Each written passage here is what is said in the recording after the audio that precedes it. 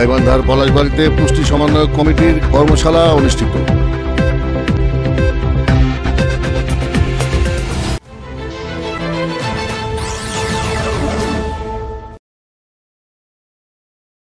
আসসালামু আলাইকুম। এমকে টেলিভিশনের নিয়মিত সংবাদে আপনাদের স্বাগত জানাচ্ছি আমি শারমিন মিনা। এতক্ষণ শুনছিলেন সংবাদ শিরোনাম, এখন ডেস্ক থেকে বিস্তারিত।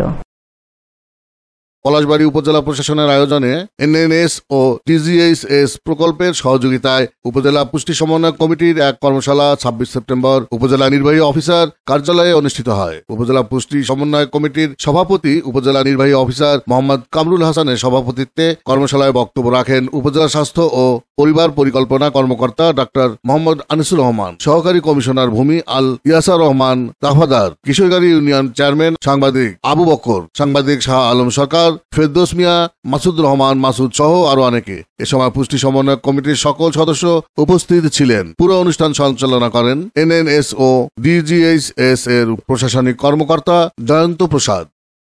Iftekhar, news desk, MK television. শেষ করছি এমকে টেলিভিশনের নিয়মিত সংবাদ। এতক্ষণ সাথে থাকার জন্য সবাইকে ধন্যবাদ।